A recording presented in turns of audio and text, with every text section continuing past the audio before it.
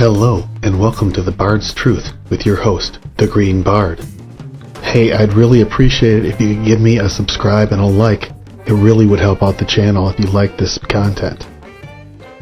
This is Magic, Prophecy, Godswoods, and Dragons at half of the HotD Season 1. So I have been watching House of the Dragon Season 1 like most of Song of Ice and Fire fans, and I see a lot of subtle magic. And that magic is very much in the Green Bard's wheelhouse. So now, you are getting this video. So I have decided that you get this from time to time from me instead of weekly reaction videos. Because those are exhausting and kind of repetitive. I want you to get quality content here, not regurgitation. That's right, the Green Bard does not spew on you the same emesis as all the other YouTubers. So I'll start in the Godswood, where we know the magic of the Weirwood net is alive and listening. In this scene, folks like Glydas and Preston have been accusing Rhaenyra of lying and becoming accursed, even of swearing an oath on her mother's name and then lying. Frankly, I don't see it. Sure, some specific phrases are technically lies, like, Daemon never touched me. Clearly Daemon has touched her several times throughout her life, including that night. But if taken as the euphemism it is, where touched replaces had sex with, she's not lying, only concealing truths Alicent had no right to. Anyone looking into the tree's memories would agree with me, I'd think. Right, Isaac? Right, Bard. The other potential falsehood is saying, I would never. Again, a euphemism to display her outrage at the accusation. Nobody would expect that she would never have sex. But at the heart of it, the scene is Alicent asking Rhaenyra if she had sex with Daemon, and Rhaenyra denying it because it never happened. So I call BS. What she concealed, frankly, is no business of Alicent or the gods, old or new.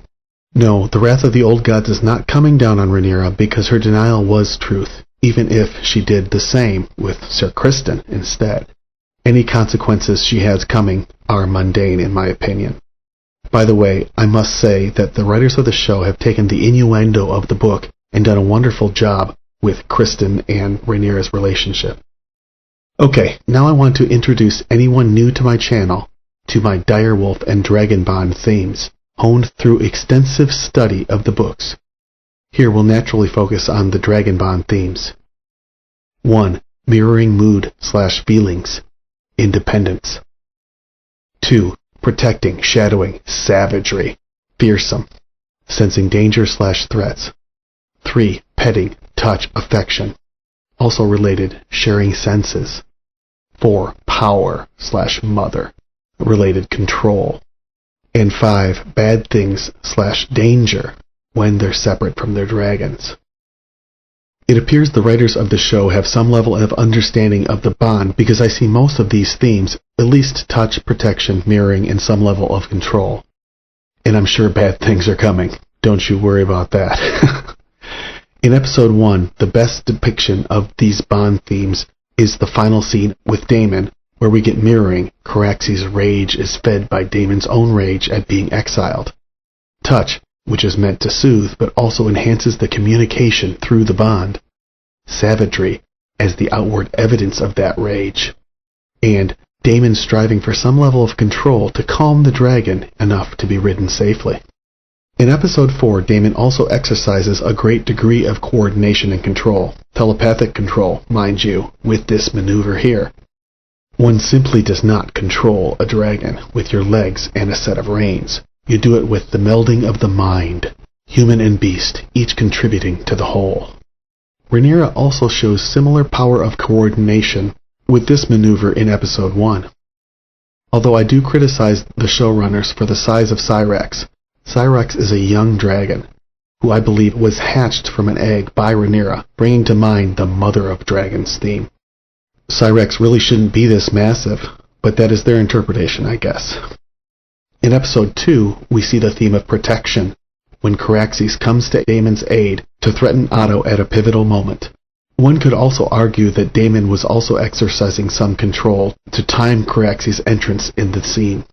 Rhaenyra, of course, also exercises control again with her landing of Syrax on the bridge behind Otto's group.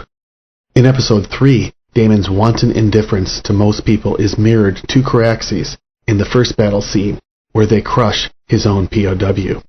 Caraxes clearly displays ferocity here as well, and Daemon displays good control, for instance, when he has Caraxes blow fire into the caves. Later in the episode, I wonder if Rhaenyra is being mirrored some dragonish emotions from Syrax in how she slaughters the boar. In the end battle scene, we see similar control from Laenor riding Sea Smoke, with his intricate strikes on enemy forces. I do wonder why the writers completely left Caraxes out of it, though. I would have liked to have seen some of the theme of protection here. Moving on to episode 5, I see a lot of potential skin changer magic in the opening scene with Rhea Royce and Daemon. The Royces, of course, have the ancient king's blood of the first men, like House Stark.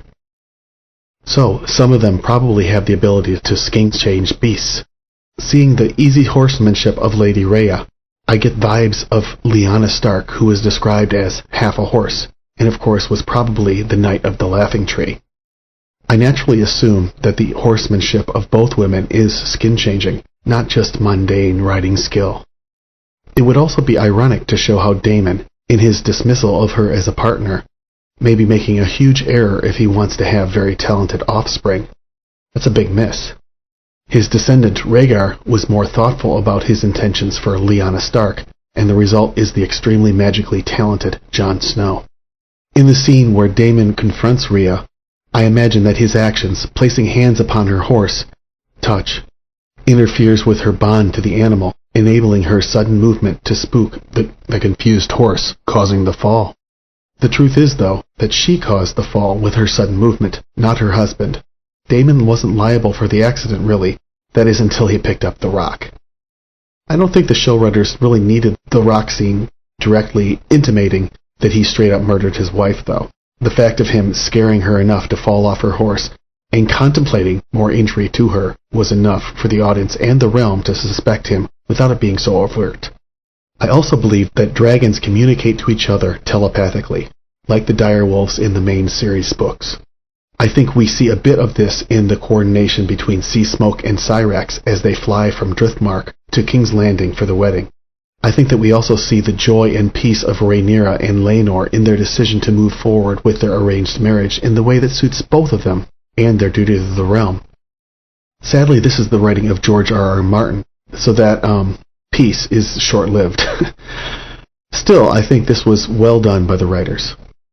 Finally, I want to briefly discuss prophecy and dreams. Viserys thinks he had a prophetic dream of his son on the throne. He may even have been right if it was Aegon, but he might have been wrong too. We have very little to go on. What I do know is that prophetic dreams, like the one Viserys thinks he has, and many Targaryens like him have as well, are seemingly tied to supernatural forces. A sort of underworld that seems to flow through the weirwood net, seeing the past and predicting the future. Dany has them. Jon has them. Many Targaryens had them, including Daenys the Dreamer, whose prophecies caused House Targaryen to leave Valyria and settle on Dragonstone. And whoever had the prophecy of ice and fire, shown here, had them as well. It seems even Maester Aemon, another of Rhaenyra and Daemon's descendants, had them as well. I like how the show weaves that magic into the story in an unforced way. Looking forward to seeing more of it. See you next time.